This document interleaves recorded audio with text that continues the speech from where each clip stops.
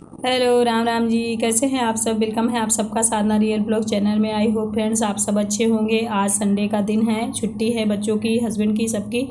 तो सुबह का सारा काम हो गया है, पूजा पाठ हो गया। उसके बाद फिर मैं आज ब्लॉग स्टार्ट कर रही हूँ। यहाँ मैंने कल चना भिगो के रखे थे, अच्छे से फूल गए हैं। इनको मैंने बीन लिया है, तलूँगी अजवाइन और प्याज मिर्ची लहसुन डाल के। एक सिस्टर मेरी बोल रही थी, साधना दी ना खाइए प्याज वगैरह, तो सच में डियर मैं नहीं डालती तो घर में हस्बैंड सबसे पहले बोलने लगते हैं कि प्याज नहीं पड़ा ये वो। तो मैं नहीं चाहती कि फालतू का एक स्यापा हो, तो मैं डाल देती हूँ। मैं मंडे के दिन नहीं खाती प्याज बस, ठीक है डियर। तो घर के अकॉर्डिंग चलना ही पड़ता है, किनसे किनसे हम उलझे, है ना? सही कह रही हूँ।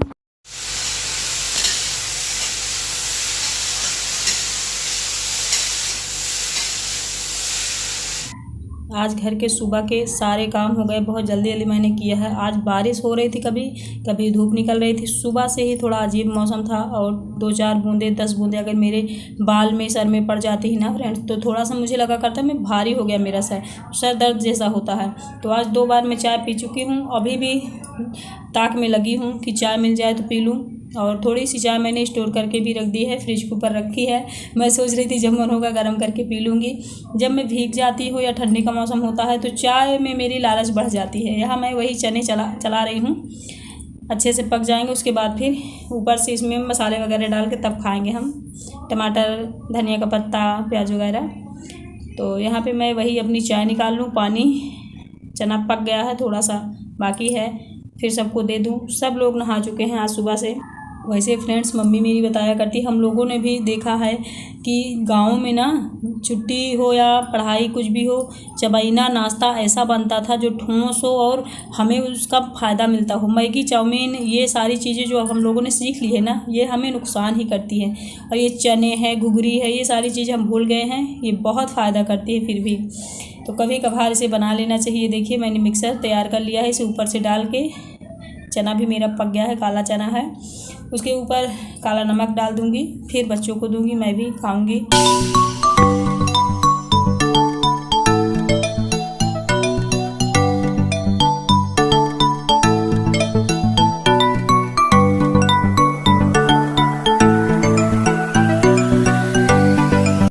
ये पतिदेव के लिए आज मैं निकाल दे रही हूँ सबसे पहले, क्योंकि वो सबसे पहले आज नहाए। तो मैं वही शौक रह गई कि सावन के महीने में मैंने कहा भी, एक तंज भी मैंने कसा, कहते हैं ना तंज कसना, तो आज मैंने कसा तंज कि आप बड़ा जल्दी नहा लिए हैं सावन के महीने में, मुझे लगता है आप अभी मंदिर वगैरह जाने वाले हैं। तो वो हंसने लगे, नहीं मैं बस नहा लिया हूँ, मुझे नाश्ता ले आओ। तो ये बात मुझे इतनी ख़राब लगी। कभी कभी तंज ताने किसी इंसान को ख़राब लग जाते हैं, और वो इंसान जिन कामों के लिए हम ताने मारते हैं ना, वो काम करने लगते हैं, जैसे अच्छे के लिए, जैसे हम कहते हैं पूजा आप करने लगे हो ये वो, लेकिन उनमें कोई फ़र्क नहीं। वो हंस दिए, कह रहे नहीं नहीं मुझे पहले नाश्ता ले आओ, तुम करोगे पूजा।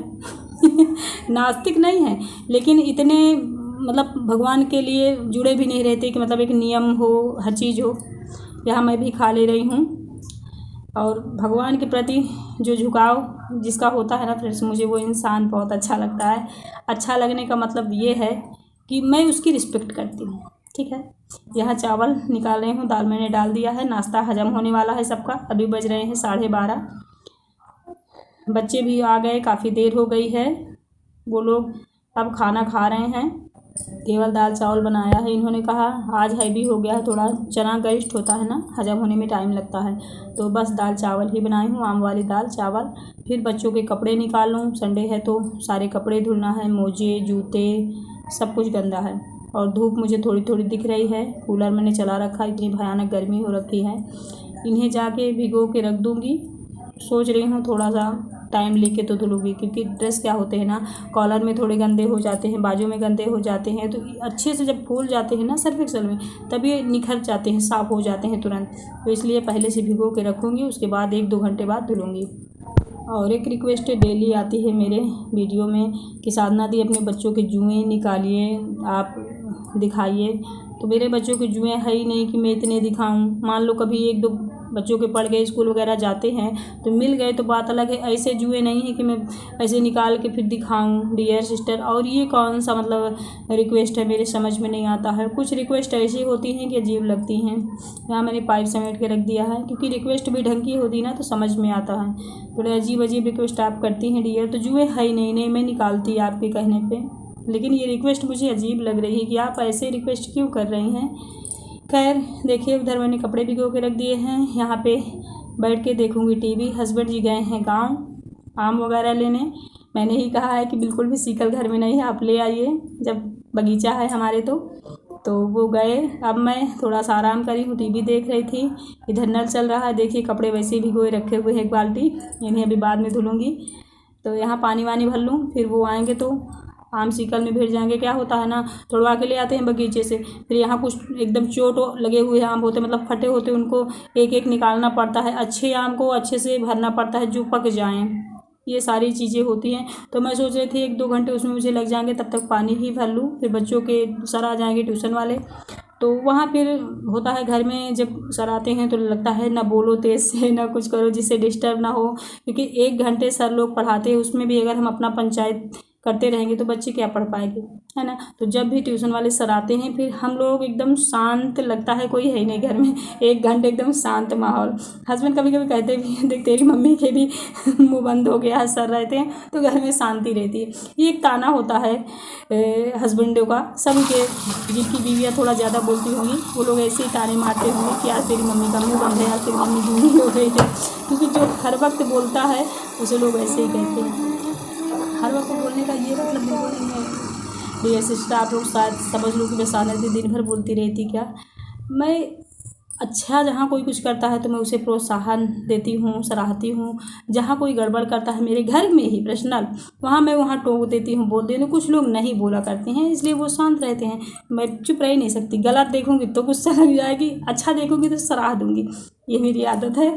और यहाँ पे खुशी रिकॉर्ड कर रही है तो हंस रही, मम्मी 2 घंटे से आप रिकॉर्ड करवा रहे हो, मुझे क्या दोगे।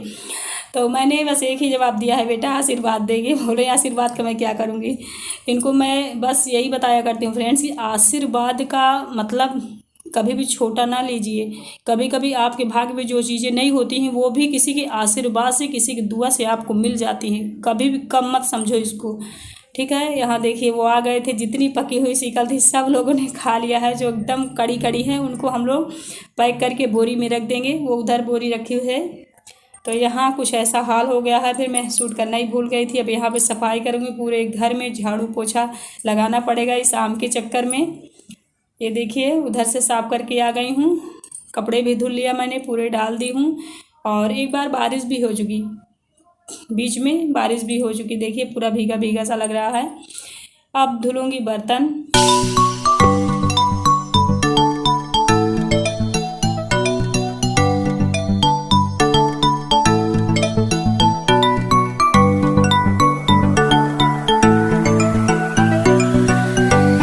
और कुछ मेरे सिस्टर हैं जो मेरे ब्लॉग देखती हैं, वो शहर की हैं शायद, वो हमेशा मुझे कहती हैं कमेंट करके, साधना दी आप ये बताइए ये सारे काम आप कैसे कर लेती हो।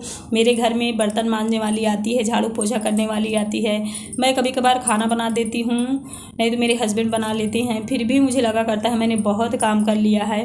तो मुझे लगता है आप कोई जॉब कर रही हैं सिस्टर, क्योंकि जॉब ना करती होती तो घर के सारे काम तो आपको करने पड़ते हैं। और अगर आपके घर में ऐसे नियम हैं कि मतलब आप सर्वेंट लगा सकते हैं तो होगा, तो आपको लगता होगा ना कि साधना दी बहुत काम कर रही है। मुझसे भी ज़्यादा लोग काम करते हैं हमारे ऊपर, हमारे गांव में, हमारे घरों में, हमारे यहाँ टोला पड़ोस में भी हम लोग देखते हैं कुछ महिलाएं बहुत काम करती, जॉब भी करती, घर भी संभालती, खेती भी देखती हैं। तो उनको हम कहते हैं कि तुम बहुत काम करती हो। आप तो मुझे कह रही हो, मैं कौन सा ज़्यादा काम कर रही हूँ। ये दाल चावल रोटी बनाना, खाना, बर्तन झाड़ू, ये सारी चीज़ें तो हमें करनी ही चाहिए। अगर हम ये सारे काम नहीं करेंगे तो फिर बीमार पड़ जाएंगे ना।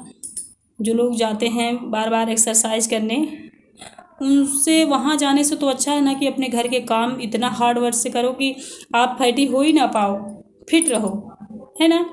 तो यही एक राज होता है फिट रहने का, काम में लगे रहो। यहाँ पे देखिए चाय बन रही उसी डंके में जिसमें मैंने दूध उबाला है। दूध जहाँ उबला होता है जिस बर्तन में, आप सभी जानते हैं, एकदम चिपक जाता है और चाय बनाते हुए जल जाता है। तो गर्मा गर्म चाय बनेगी। आज बच्चे हस्बैंड सब लोग चाय मांग रहे हैं। देखती हूँ किसे किसे दे पाती हूँ चाय, क्योंकि मेरी चाय कम ही दिख रही मुझे। मैं गड्डी बनाती हूँ अपने लिए। तो चलिए फिर चाय पीती हूँ। ये शाम का टाइम है। मिलूंगी आप लोगों से कोई अच्छे से नई वीडियो के साथ। Bye and thank you.